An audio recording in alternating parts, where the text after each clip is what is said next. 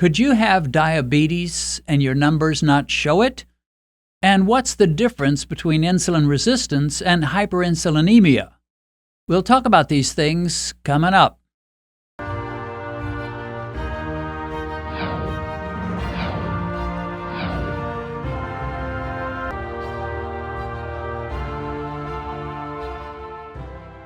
Today, I'm going to share some insights from a doctor named Joseph Kraft and this book that he wrote called Diabetes Epidemic and You. In a sense, this book has become a sort of a classic among the keto, low-carb crowd. But I have to warn you, this is not an easy read. In fact, I'd say it's probably the most user-unfriendly book I've read on the subject of diabetes. Dr. Kraft is a highly intelligent man, and sometimes really smart people do not prove to be outstanding communicators, either in speaking or writing. Now, I've never heard Dr. Kraft speak, so I cannot comment on that.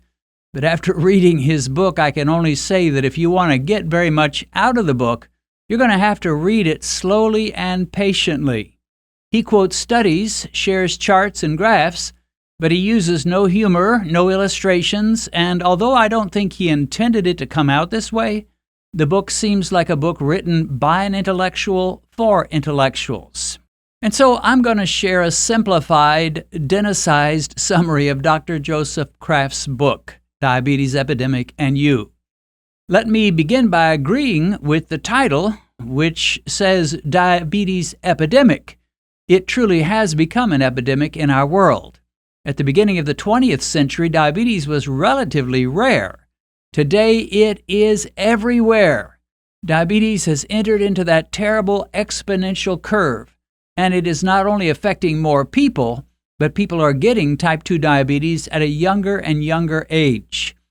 The main point of the book is to assert that insulin resistance is essentially the same as diabetes, and that if you have evidence of insulin resistance, which he more commonly refers to as hyperinsulinemia, you have diabetes and you're facing all kinds of diabetic complications even before your doctor diagnoses you with official diabetes. Kraft announces the goal of this book is to awaken the silent millions with undiagnosed diabetes to combat the diabetes epidemic beginning with you. Now, when he talks about people with undiagnosed diabetes, he's not talking about people who have an A1C above 6.5. They are officially diagnosed as diabetic, and they know it. But he's talking about anybody who has serious insulin resistance and may not even know it, even if their A1C is below 6.5. Kraft believes that the major issue of type 2 diabetes is surging high levels of insulin, and that if this is going on in your body, you are diabetic regardless of what your A1C is or what your fasting glucose reads in the morning. He writes, if you have any of the pathologies of diabetes, you are diabetic irrespective of your glucose status. Dr. Kraft is much more impressed with the oral glucose tolerance test than he is with an A1C test.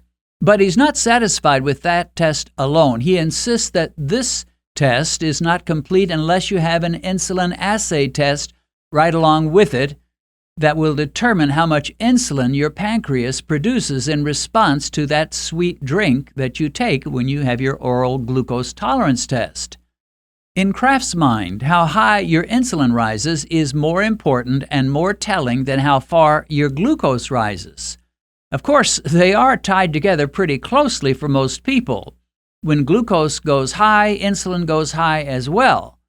But in some cases, insulin rises far higher than would be expected. And in Dr. Kraft's mind, this is the canary in the coal mine. This is the real test for diabetes. Using various oral glucose tolerance test records of real individuals, he demonstrates that severe insulin resistance results in twice or 3 times higher insulin than is normal, whereas a type 1 diabetic produces no insulin or next to no insulin. Type 2 diabetics typically produce far more insulin than a normal, healthy individual would. He sums up his research with these words: Increased insulin, hyperinsulinemia, is type 2 diabetes. Decreased insulin, hypoinsulinemia, is type 1 diabetes. Dr. Kraft seems to feel that the real bad guy, the baddest of all the bad guys, is the high insulin that diabetics constantly live with. Most experts know that diabetes inevitably leads to heart problems. While many assume it's the result of high glucose levels, Dr. Kraft writes, there's little evidence that hyperglycemia, high blood sugar, directly contributes to the development of atherosclerosis. Dr. Stout's investigations of the 1970s demonstrate that particularly increased insulin, hyperinsulinemia, produced an effect on arterial vessels, including capillaries. So Dr. Kraft's idea is that it is the high insulin that's doing the most damage, far more than the high glucose levels. He suggests that the following are all consequences of living with hyperinsulinemia: coronary artery disease, congestive heart failure, strokes, high blood pressure, retinopathy, neuropathy, peripheral arterial disease, erectile dysfunction, and gestational diabetes, among others. Now, that last one's interesting to me. Many women think that diabetes just kind of came on them out of the blue when they became pregnant. But according to Kraft, they probably already had diabetes in the form of surging insulin levels before becoming pregnant, and then their pregnancy just moved the needle a bit further until their blood sugar test revealed high glucose levels that reached the official diabetic range. Dr. Kraft asserts that, strangely, one of the manifestations of high insulin is low glucose at times. In other words, your body becomes so poor in dealing with carbs and sugars that your glucose levels go too high after eating a high-carb meal, and then your blood sugar drops too low several hours later. Now, I fully believe this because that's exactly what happened to me when I was first aware of my own insulin resistance. High blood sugar an hour after eating, and then low blood sugar, sometimes dangerously low, about 3 or 4 hours later. Looking at over 1,000 oral glucose tolerance tests with insulin assays, he states that 75% of those who demonstrated low blood sugar several hours after drinking the sweet liquid had insulin resistance, which again he calls diabetes, whether they had a high A1C or high fasting glucose or not. He states that the two major factors that indicate diabetes or hyperinsulinemia are 1, obesity, and 2, these hypos you get several hours after eating high-carb meals. One thing Dr. Kraft stated that really caught my attention. He said that he had, over the years, had many oral glucose tests on himself with insulin assays. Sometimes his results were in the normal range, and sometimes they indicated insulin resistance, and he noted that the main difference was how much he weighed at the time. He wrote, the variations were directly related to a weight fluctuation of 5 to 10 pounds. Now, I found that fascinating. Not only did weight make a difference as to whether he was insulin resistant or normal, but simply 5 or 10 pounds could make that difference. Dr. Kraft sees an unbreakable link between high insulin and high blood pressure. He writes, high blood pressure without known cause is hyperinsulin type 2 diabetes until proven otherwise. In other words, if you have high blood pressure, more often than not, you have high insulin. Get rid of the high insulin surges, and you will cease to have high blood pressure, which I fully believe, and I've heard and read hundreds, if not thousands, of testimonies of people who went to work getting their diabetes under control without even thinking so much about the high blood pressure, and then they found that the high blood pressure simply evaporated once their glucose levels came down and their insulin levels no longer remained elevated. Dr. Kraft sees insulin resistance and hyperinsulinemia as two pictures of the same condition. Insulin resistance is the concept. Hyperinsulinemia is the concept measured and quantified. At the close of his book, he sums up his findings with these words. The message of this book is that the diabetes epidemic affecting all age groups is a reality. and each one of us may be part of it. You can do something about it. The choice is yours. Now, I'm going to have to admit I did not read every single paragraph in the book. It was too scholarly and it had too many studies proving things I already believed. But I do see a couple of basic flaws in the book as far as I'm concerned.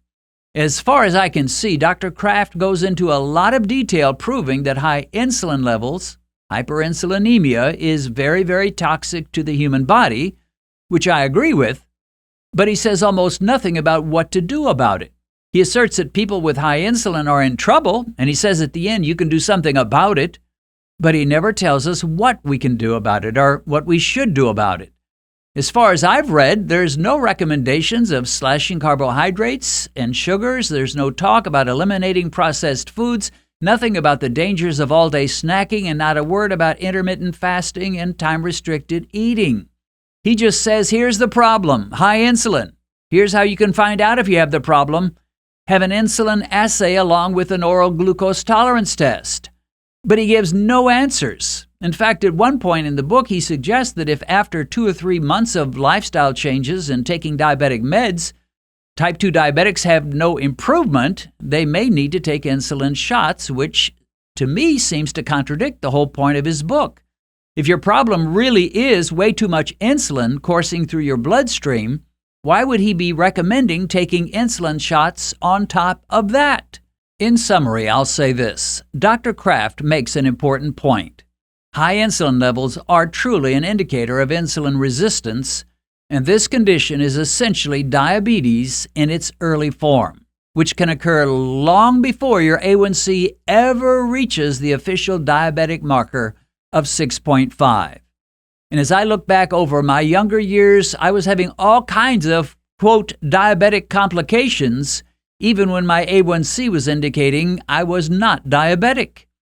You might have an A1C of 6.0 and you may be dealing with neuropathy, frozen shoulders, irritable bowel syndrome, retinopathy, or you might even die of a stroke or a heart attack. And if you do, they'll never put on your death certificate he or she died of diabetic complications. The good news is not just that you can identify your condition with an insulin assay. The good news is you can do something about it. Remember that nursery rhyme that said, "Everywhere that Mary went, the lamb was sure to go"? That is exactly what goes on with high glucose and high insulin levels. When you stuff yourself with a deep dish pizza and a large Coca-Cola, your blood sugar will be off to the races. And guess what? Your insulin levels will follow close behind. And strangely, even if you can overcome that high glucose and get things back to normal in a couple of hours, your insulin will remain high significantly longer, doing severe damage to your body. Now, if you cannot afford an oral glucose tolerance test, here's another simple way to see where you stand on insulin resistance. If you eat that pizza and drink that soda, just wait an hour and test yourself with a glucose meter. If an hour after eating you bounce up to 180, 200 or higher, you, my friend, have insulin resistance regardless of what your A1C is. But when you eat a keto or low-carb diet and focus on keeping your post-meal glucose spikes under 140 or so, your insulin levels will diminish. Your pancreas is not stupid. Let me say that again. Your pancreas is not stupid. It will not release tons of insulin after you eat a meal of bacon, eggs, and a piece of cheese. There would be no point. So you will get a kinder, milder, gentler insulin release, which will be so much easier on your body and so much better for your overall health. If you've recently been diagnosed with diabetes and you've just discovered this channel, let me recommend that you go to our Uploads page, which will give you access to every diabetic video we've posted since we began. As you work your way through all our videos, I believe you'll find the help you need. A link to our Uploads page is in the description.